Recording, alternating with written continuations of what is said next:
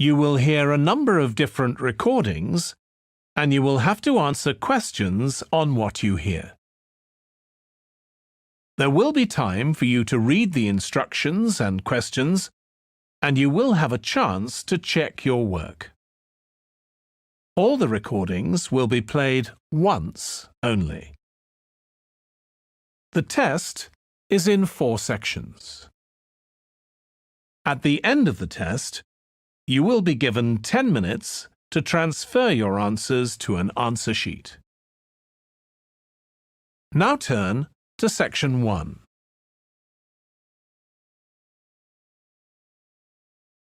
Section 1. You will hear a man inquiring in a tourist centre about activities suitable for families. First, you have some time to look at questions 1 to 4.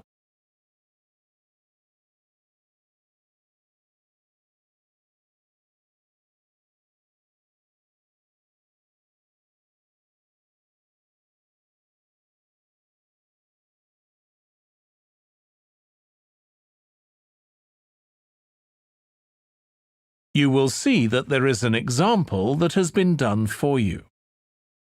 On this occasion only, the conversation relating to this will be played first. Hi, can I help you? I'd like to find out if you have any excursions suitable for families. Sure. How about taking your family for a cruise? We have a steamship that takes passengers out several times a day. It's over 100 years old. The cruise takes place on a steamship. So steamship has been written in the space. Now we shall begin. You should answer the questions as you listen because you will not hear the recording a second time. Listen carefully and answer questions 1 to 4. Hi, can I help you? I'd like to find out if you have any excursions suitable for families. Sure. How about taking your family for a cruise? We have a steamship that takes passengers out several times a day. It's over 100 years old. That sounds interesting. How long is the trip? About an hour and a half. And don't forget to take pictures of the mountains. They're all around you when you're on the boat and they look fantastic. Okay. And I assume there's a cafe or something on board? Sure. How old are your children? My daughter's 15 and my son's 7. Right. Well, there are various things you can do once you've crossed the lake to make a day of it. One thing that's very popular is a visit to the country farm. You'll met off the boat by the farmer and he'll take you to the holding pens where the sheep are kept. Children love feeding them. My son would love that. He really likes animals. Well, there's also a 40-minute trek round the farm on a horse if he wants. Do you think he'd manage it? He hasn't done that before. Sure. It's suitable for complete beginners. Good. And again, visitors are welcome to explore the farm on their own, as long as they take care to close gates and so on. There are some very beautiful gardens along the side of the lake which also belong to the farm. They'll be just at their best now. You could easily spend an hour or 2 there. Okay, well, that all sounds good. And can we get lunch there? You can, and it's very good, though it's not included in the basic cost. You pay when you get there. Right. Before you hear the rest of the conversation, you have some time to look at questions 5 to 10.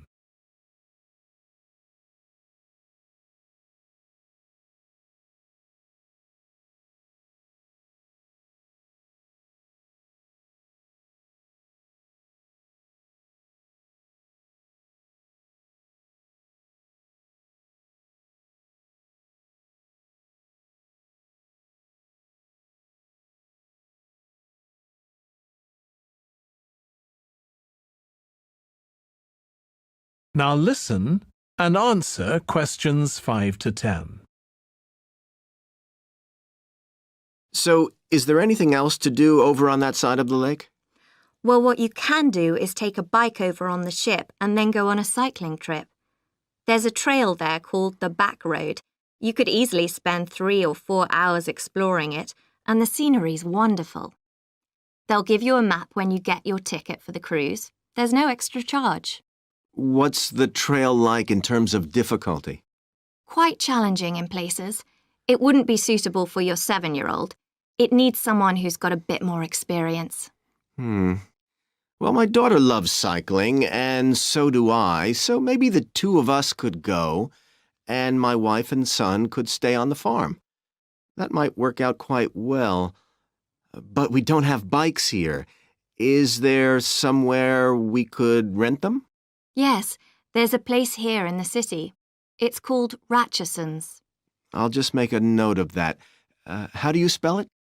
Ratchesons.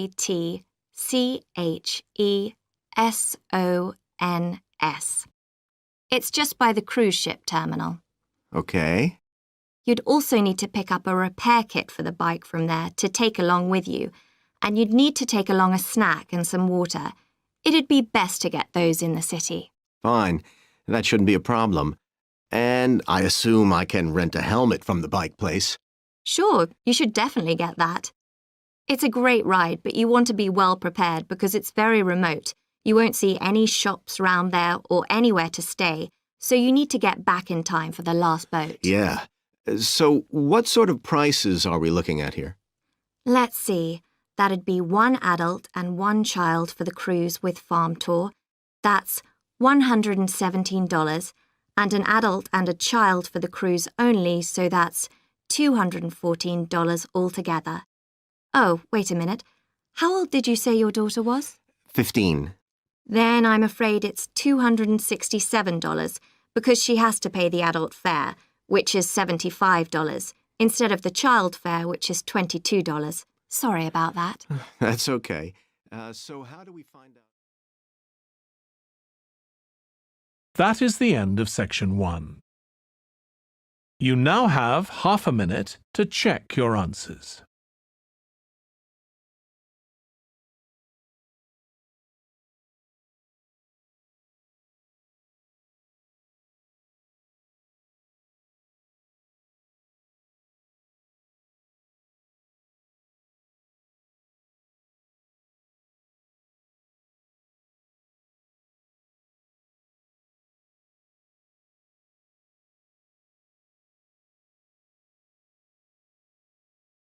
Now turn to section 2.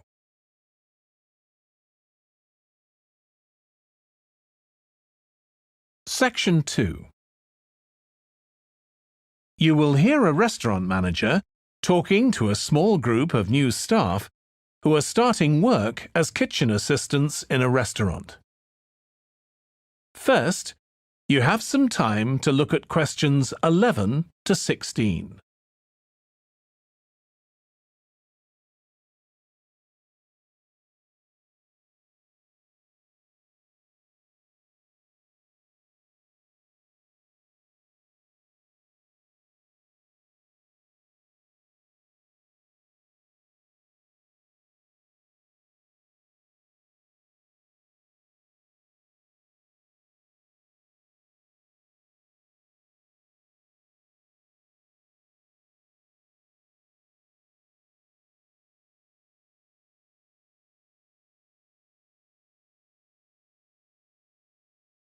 Now listen carefully and answer questions 11 to 16.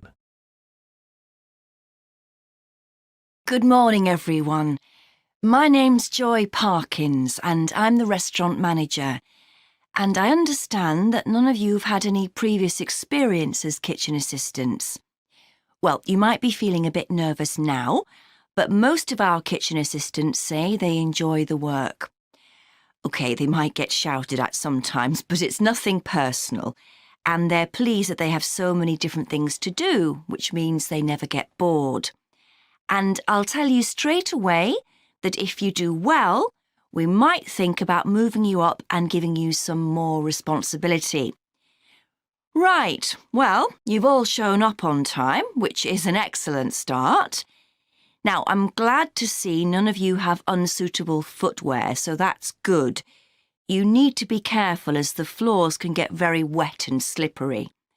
Those of you with long hair, I've got it well out of the way, but some of you'll need to remove your rings and bracelets. Just put them somewhere safe for today, and remember to leave them at home tomorrow, as they can be a safety hazard. Now, it's going to be a busy day for you all today. We don't have any tables free for this evening, and only a few for lunch. Fortunately, we've got our head chef back. He was away on holiday all last week, which meant the other chefs had extra work. Now, I'll tell you a bit more about the job in a minute, but first, some general regulations. For all of you, whatever your age, there's some equipment you mustn't use until you've been properly trained, like the waste disposal system, for example, for health and safety reasons. Then I think there are 2 of you here who are under 18. That's Emma and Jake, isn't it?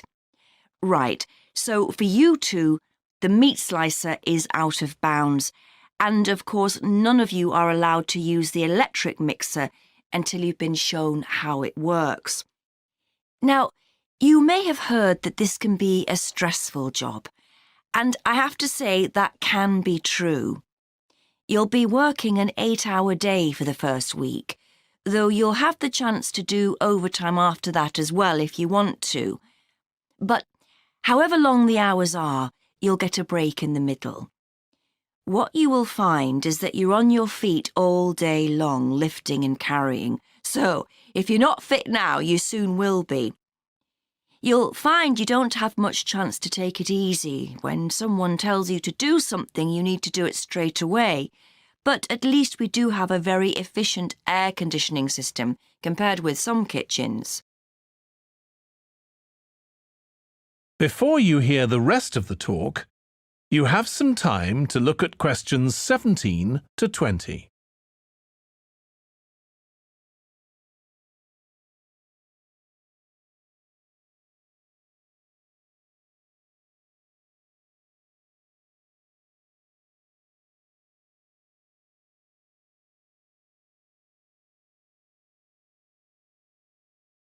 Now listen and answer questions 17 to 20.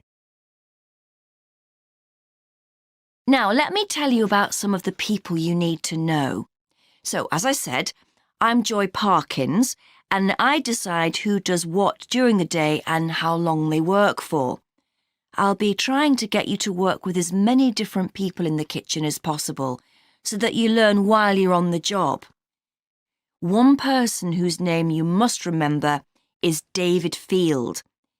If you injure yourself at all, even if it's really minor, you must report to him, and he'll make sure the incident is recorded and you get the appropriate treatment. He's trained to give basic treatment to staff himself, or he'll send you off somewhere else if necessary. Then there's Dexter Wills. He's the person you need to see if you smash a plate or something like that. Don't just leave it and hope no one will notice. It's really important to get things noted and replaced, or there could be problems later. And finally, there's Mike Smith. He's the member of staff who takes care of all the stores of perishables.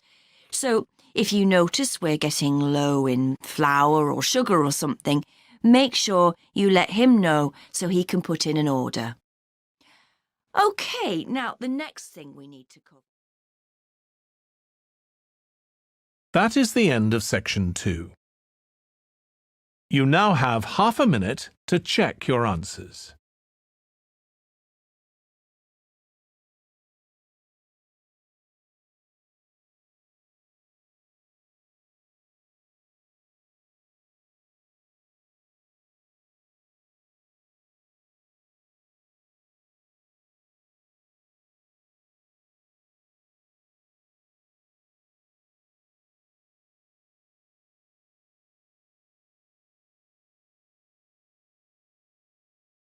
Now turn to section 3.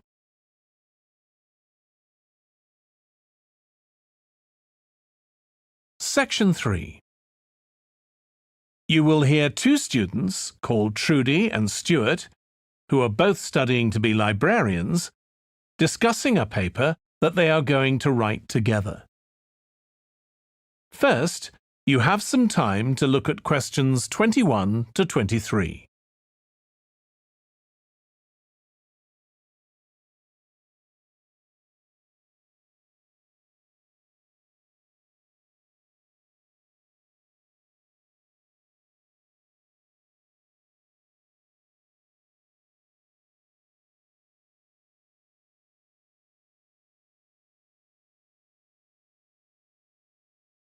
Now listen carefully and answer questions 21 to 23.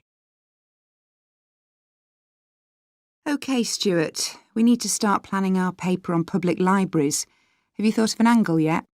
Well, there's so much we could look into. How libraries have changed over the centuries, for instance, or how different countries organise them. What do you think, Trudy? Maybe we should concentrate on this country and try and relate the changes in libraries to external developments, like the fact that far more people can read than a century ago, and that the local population may speak lots of different languages. We could include something about changes in the source of funding too. Yes, but remember we're only supposed to write a short paper, so it's probably best if we don't go into funding in any detail. Right. Well, shall we just brainstorm a few ideas to get started? OK.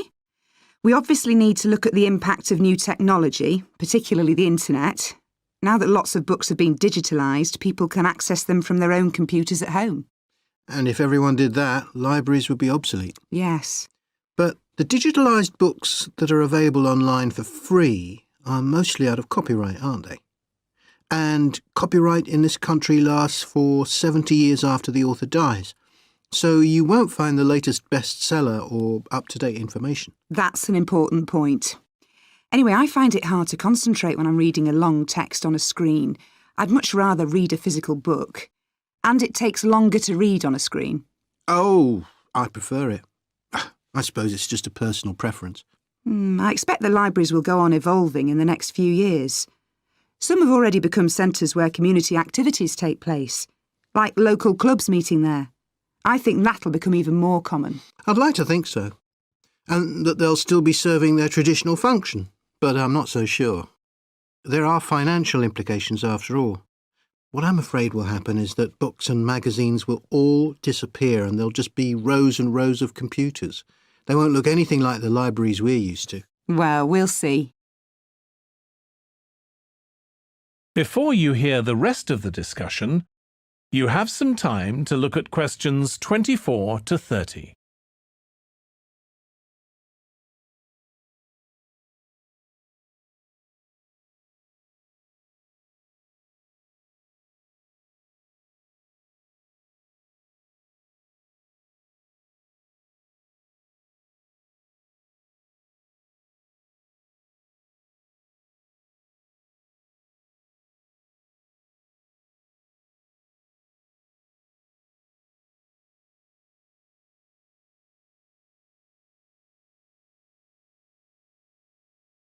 Now listen and answer questions 24 to 30.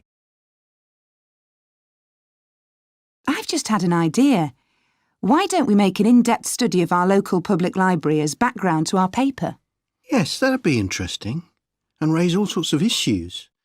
Let's make a list of possible things we could ask about, then work out some sort of structure. For instance, we could interview some of the staff and find out whether the library has its own budget or if that's controlled by the local council. And what their policies are. I know they don't allow food, but I'd love to find out what types of noise they ban. There always seems to be a lot of talking, but never music. I don't know if that's a policy or it just happens. I've often wondered. Then there are things like how the library is affected by employment laws. I suppose there are rules about working hours, facilities for staff and so on. Right. Then there are other issues relating to the design of the building and how customers use it. Like, what measures does the library take to ensure their safety? They'd need floor coverings that aren't slippery, and emergency exits, for instance. Oh, and another thing, there's the question of the kind of insurance the library needs to have, in case anyone gets injured. Yes, that's something else to find out. You know something I've often wondered? What's that? Well, you know they've got an archive of local newspapers going back years. Well, next to it, they've got the diary of a well-known politician from the late 19th century. I wonder why it's there. Do you know what his connection was with this area? No idea. Let's add it to our list of things to find out. Oh, I've just thought. You know, people might ask in the library about local organisations like sports clubs. Well, I wonder if they keep a database or whether they just look online. Right. I quite fancy finding out what the differences are between a library that's open to the public and one that's part of a museum, for example. They must be very different. Then something else I'd like to know is... That is the end of section 3. You now have half a minute to check your answers.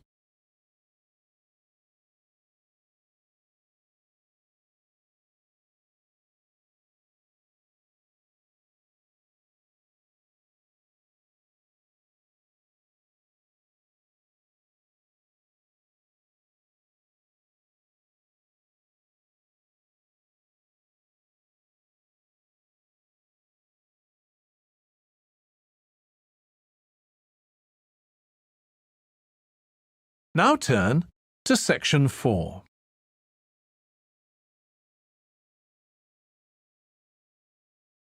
Section 4. You will hear part of a lecture for business students about business values. First, you have some time to look at questions 31 to 40.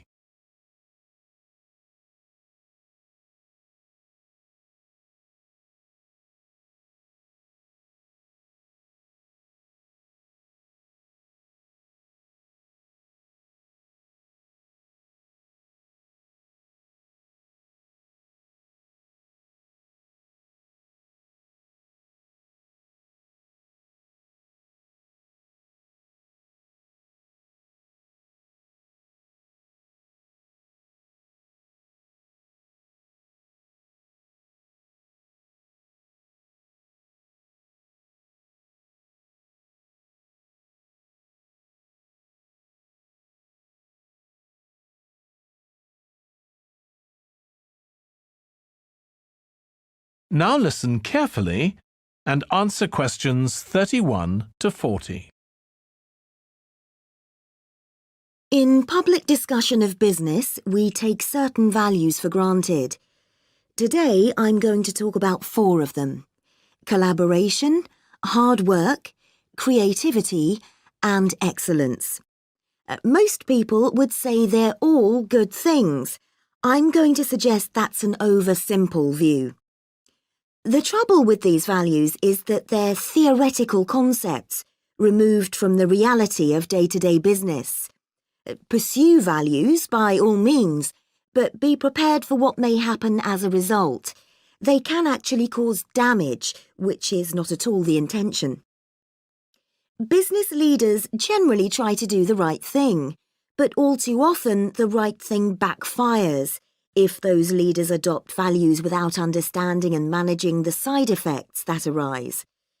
The values can easily get in the way of what's actually intended. OK, so the first value I'm going to discuss is collaboration. Let me give you an example. On a management training course I once attended, we were put into groups and had to construct a bridge across a stream, using building blocks that we were given. The rule was that everyone in the team had to move at least one building block during the construction. This was intended to encourage teamwork. But it was really a job best done by one person. The other teams tried to collaborate on building the structure and descended into confusion, with everyone getting in each other's way. Our team leader solved the challenge brilliantly. She simply asked everyone in the team to move a piece a few centimetres to comply with the rule, and then let the person in the team with an aptitude for puzzles like this build it alone. We finished before any other team. My point is that the task wasn't really suited to team working, so why make it one? Teamwork can also lead to inconsistency, a common cause of poor sales. In the case of a smartphone that a certain company launched, one director wanted to target the business market, and another demanded it was aimed at consumers. The company wanted both directors to be involved, so gave the product a consumer-friendly name, but marketed it to companies. The result was that it met the needs of neither group.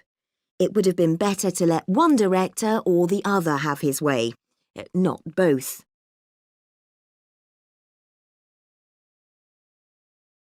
Now, industriousness, or hard work. It's easy to mock people who say they work hard. After all, a hamster running around in a wheel is working hard and getting nowhere. Of course, hard work is valuable, but only when properly targeted.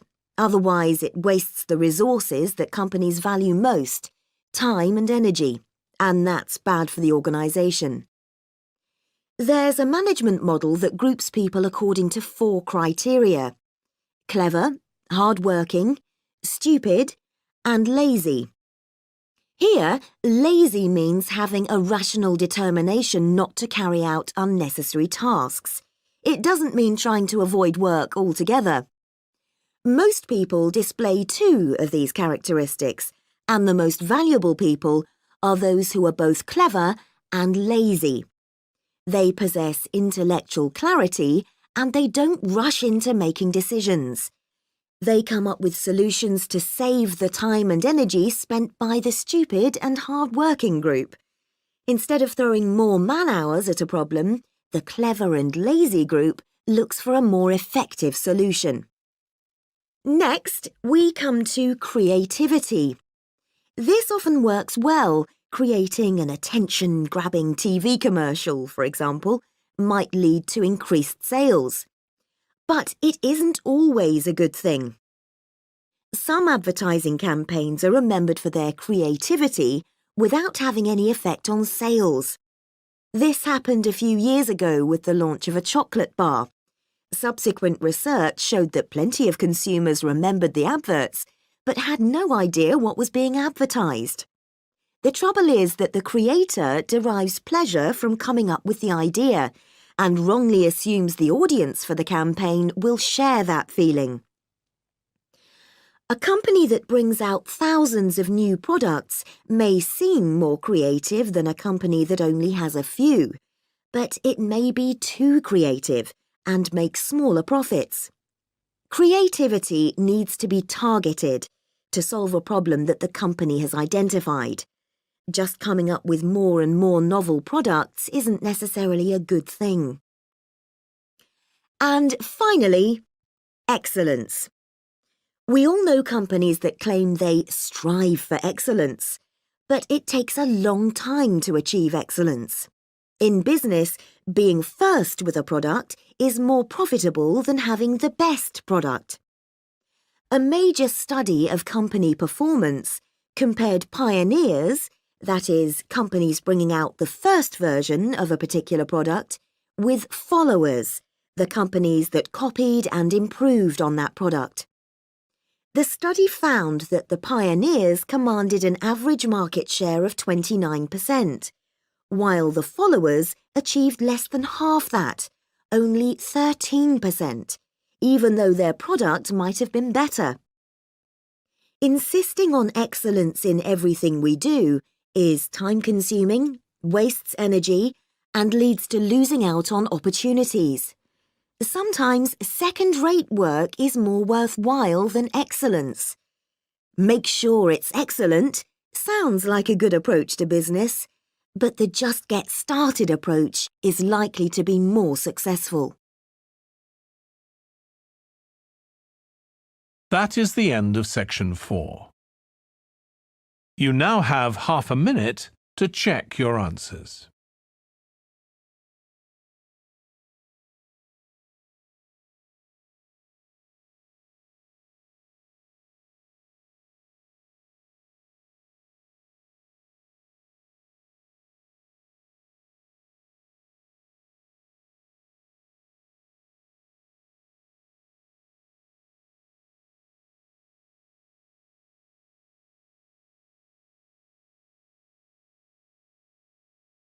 That is the end of the listening test. In the IELTS test, you would now have 10 minutes to transfer your answers to the answer sheet.